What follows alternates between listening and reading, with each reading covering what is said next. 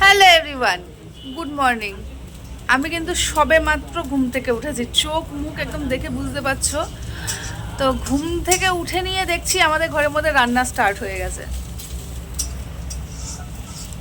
ওই যে দেখছো রান্না হচ্ছে, মানে কি হয়েছে ব্যাপারটা, সবাই অনেকক্ষণ আগে ঘুম থেকে উঠেছে, অনেকক্ষণ, এখন 7:30 মতন বাজে।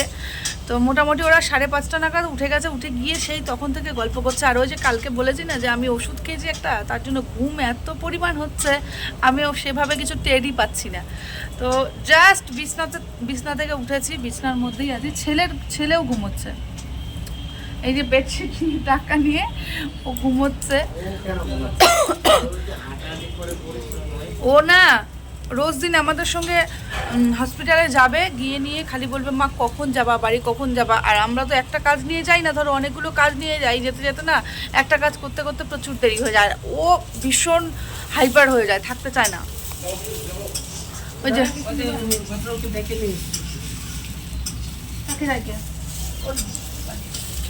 ছাড়বে ঘরটা ছাড়বে। ও বাবা,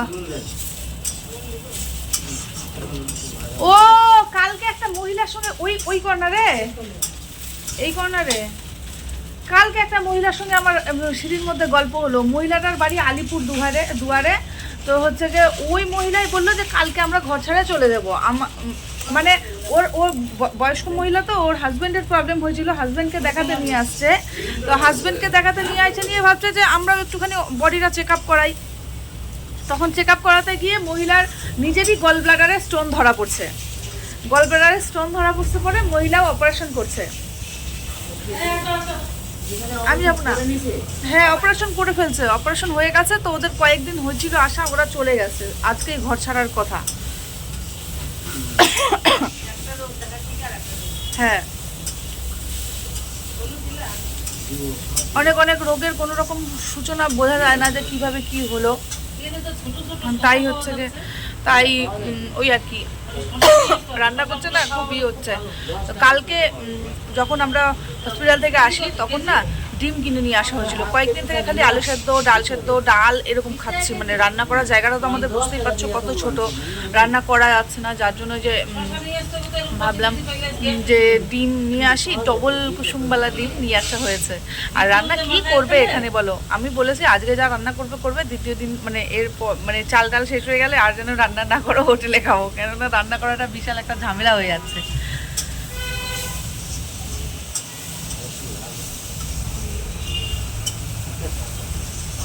বাথরুমে যাবো, স্নান করবো, স্নান টান করে নিয়ে একবারে বেরোবো। রোজ দিন ওই যে সন্ধ্যাবেলা এসে নিয়ে স্নান করতে খুব বিরক্ত লাগে। ওই জন্য আমি কী করি, সকালবেলা স্নান করে বাবা বাথরুমে সকালবেলা স্নান করে তারপরে ওই যে বেরোই। তো বাবা যদিও ঢুকেছে, বাবা বেরোক, বাবা বেরোলে পরে ব্রাশ করবো, ব্রাশ টাশ করে নিয়ে ছেলেকে উঠাবো, ছেলেকে ব্রাশ করাবো, স্নানটা আমিও করবো, ছেলেকেও করাবো। কেননা আমি যদিও বিকেলবেলা এসে স্নান করতে পারি, ছেলেকে কিন্তু করানো যায় না। নিচে ঢাকা, নিচে নিজেই। কি রান্না হচ্ছে একবার দেখাই, দাঁড়াও ব্যাক ক্যামেরায়।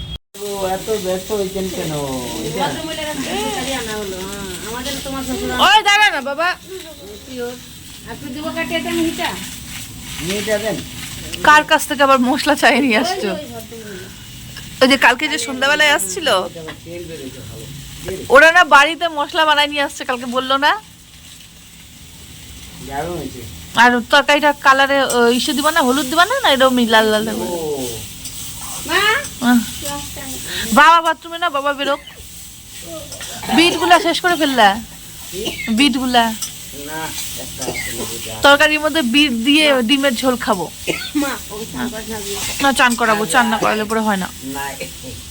ওই এগুলো সত্যি সত্যি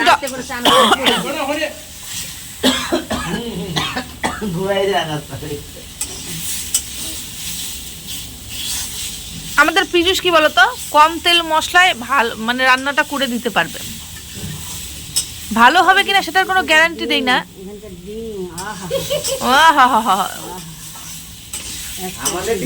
আমাদের দিকেও ডবল আন্ডা কুসুম ডিম পাওয়া যায় কিন্তু এত বড় সাইজ না হয়, ডবল আন্ডা।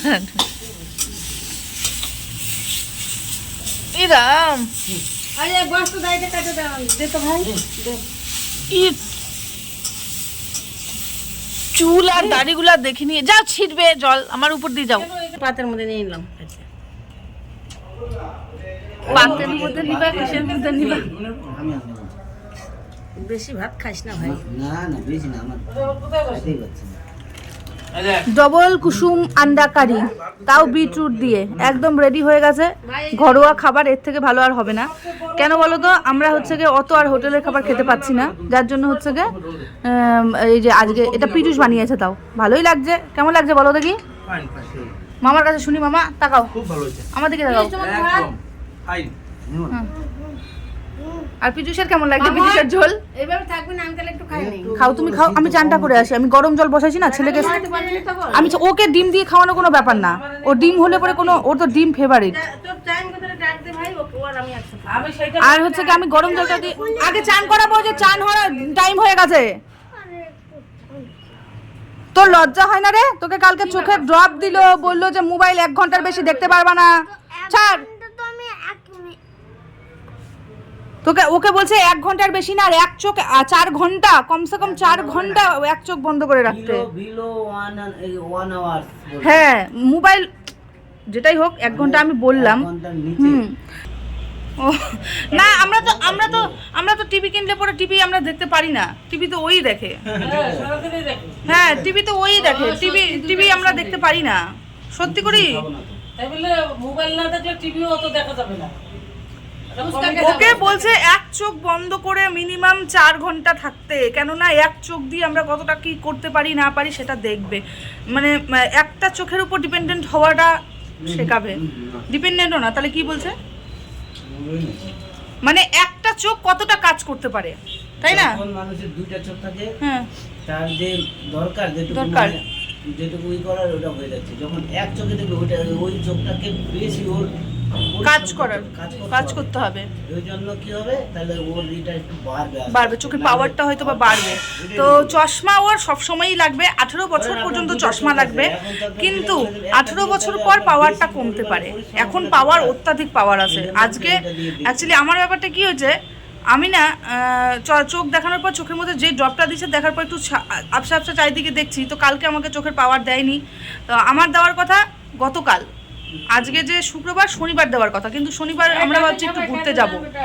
তো আমি একজনকে রিকোয়েস্ট করলাম, অফ করো, রিকোয়েস্ট করলাম, সে বলছে যে আজকে আসুন দিয়ে দেবো।